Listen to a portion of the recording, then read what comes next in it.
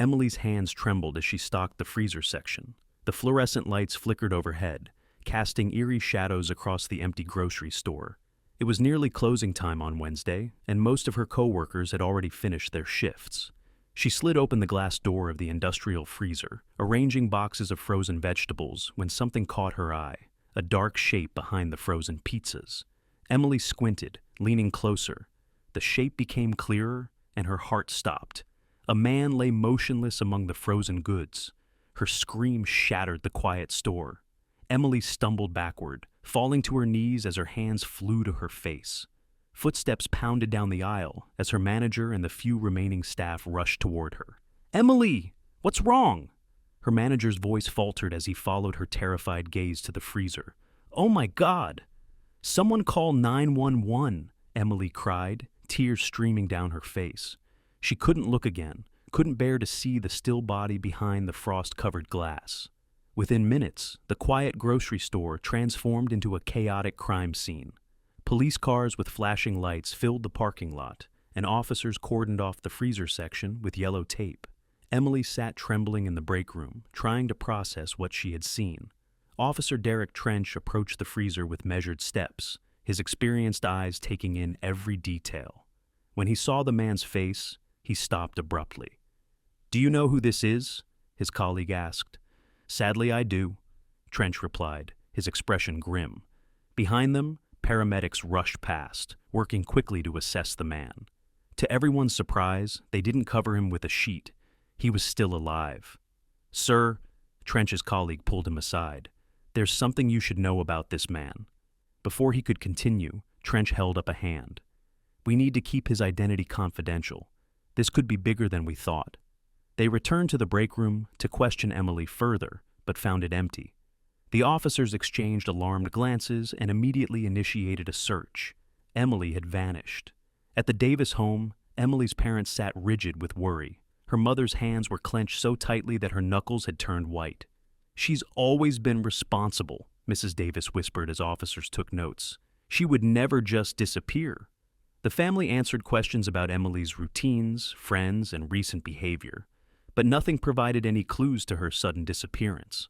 As word spread through their close-knit community, neighbors gathered outside, sharing theories in hushed voices. Meanwhile, at the grocery store, investigators carefully examined the freezer and its mysterious occupant. The man carried local business cards and receipts, suggesting ties to the community, yet no one could identify him. His fingerprints yielded no results in any database, and he matched no missing persons reports. Late that evening, a neighbor came forward with information. "I saw Emily around 9 o'clock. She looked upset, walking quickly down Maple Street." This tip provided a crucial timeline. Officers reviewed surveillance footage from nearby businesses and finally located Emily sitting alone on a bench in a secluded park on the edge of town, staring vacantly into the distance. At the police station, Emily sat in an interrogation room, her eyes darting nervously around the sterile space. When detectives questioned her, her answers made little sense, fragmented memories mixed with apparent delusions.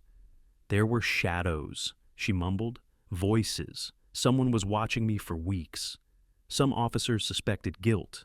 Others saw a traumatized witness. Her inconsistent testimony left investigators frustrated and confused. When Emily's story leaked to the media, it spread like wildfire. Local news outlets ran sensational headlines, and online forums exploded with theories ranging from criminal conspiracies to supernatural occurrences. Reporters camped outside Emily's home, turning her private trauma into public spectacle. The increased scrutiny only heightened Emily's anxiety. In subsequent interviews, she curled inward, her voice barely audible as she recounted fragmented memories of discovering the man. "I remember the cold," she whispered, "his face, so still. But there are gaps, moments I can't recall." Detectives noted her hesitations, the way she avoided certain questions. Was she hiding something, or was her memory compromised by trauma? They meticulously reviewed her testimony against evidence from the scene, searching for inconsistencies. The breakthrough came 3 days later. A technician discovered previously overlooked surveillance footage from the store. In the grainy images, a shadowy figure moved near the freezer section hours before Emily's discovery.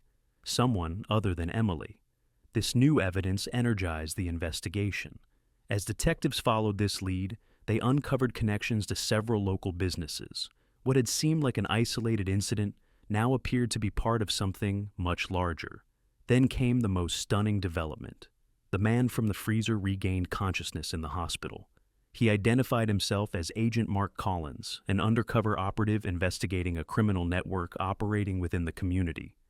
"They discovered my identity," he explained weakly. "The freezer was meant to be my grave."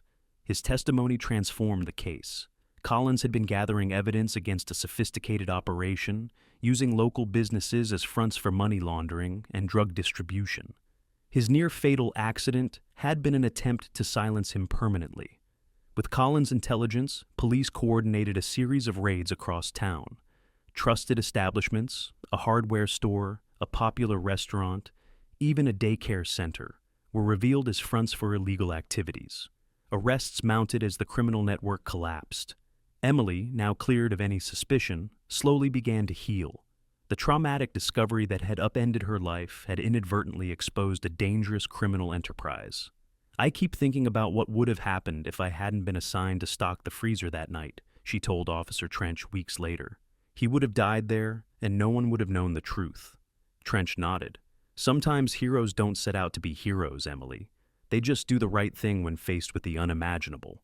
The community, shaken by the revelations but grateful for the return of safety, rallied around Emily and her family. What began as a nightmare became a powerful reminder that darkness can hide in plain sight, but it cannot withstand the light of truth.